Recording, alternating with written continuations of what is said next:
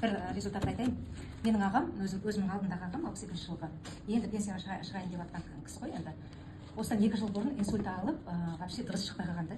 Инсульт болғанмен былтыр алдыңғы жылы қыста үйге алып бардым Тарасқа. Бұяқта енді ойладым, мен чекерін аты жеңге ғой қанша деген.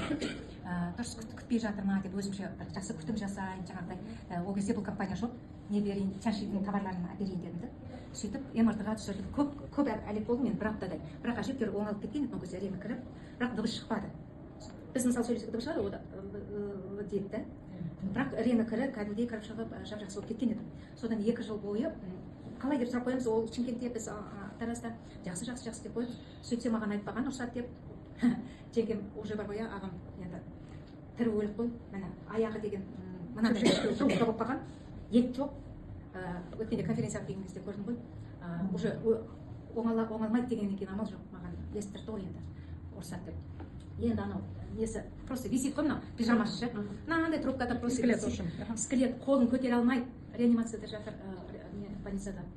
Бүйтіп қолын саусағын ғана көтереді. Не деп жатыр десем, үйге кеттік деп айтады. Уже анау больницадан ығыр шыққан ғой, қолдан дәріден ешқандай результат жоқ, хуже.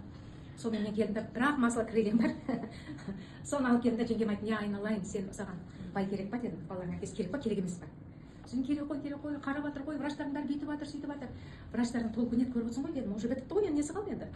Короче, мынау масла крыльяны дедім, 2 капсуладан азаннан түсте кешке бересің дедім. Ол жұтамайды, біз блендерден өткізіп бүйтіп жатырмыз. Ничего страшного дедім, пышақпенен бүйтіп капсуланы жарып жіберді деп сығасын дедім.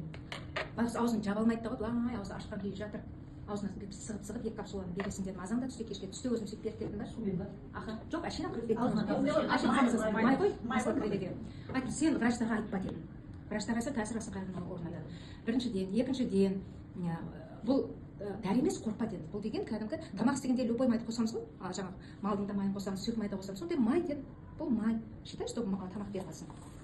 Соныменен мақұл деді. Біз субботаға осы жерде болдық, түсте берді. Кешке берген, воскресенье азанда түсте кешке берген. Понедельник күні анализ алады ғой. Анализ алса, анализі страшно болып шыққан ғой. Анау қанның тамырдағы шлактарға көтерілген кезде қанның составы деген страшно. Өлік адамда бұндай анализ болмайды деген ғой врачтар. Қорқып кеткен жаңағы бірін-бірі звондап, что за анализ, но не сұмдық, бұндай болмау керек. Бірін-бірі шақырып, ана жерде консилиум орнатып не ашып ғой врачтар. Бәрі жайын шығарған жеңгемнің. Сіз бір нәрсе бермеңіз деп. Мен дейді аузым булы, сен айтпа деген соң қорқып дейді, айтпайын дейді. Жоқ деп айтам дейді. Уже қараса врачтар келіп, уже жайым шығарып жатырған соң. Амал жоқ. Енді кішкене красный свекланың соғын беріп едім деп айттым дейді. Амал тапқан қарасаңшы. Бәсе сіз бір нәрсе бермеңіз, әйтпесе бұндай болмау керек анализ деп. Соныменен воскресенье, понедельник болды ғой, четверг күні үйіне шығарған ғой. Үйіне шығарған уже состояниесі лучше болып келе жатыр. Үйіне барғаннан кейін, енді келесі воскресеньеде мен ауылдан ағаларым, жеңгелерім бәрі үйіне шыққан соң көңіл сұрап барады ғой. Барса, видеодан қарасам, ағам тұрып отыр ғой солармен бірге. Жаңа тамақ ішкен ішінде оған шапан кигізіп қойып, кәдімгі қазақтың тақиясын несін кигізіп қойыпты. Ой, қуанғаным ай. Қолын көтере алмай жатқан адам бір аптаның ішінде тұрып отыр. Ал енді міне 1 ай болды ғой, иә. Қазір уже дыбыс шығып жатыр, сөйлеп жатыр. Сөйлеген былай сөйлемейді біз.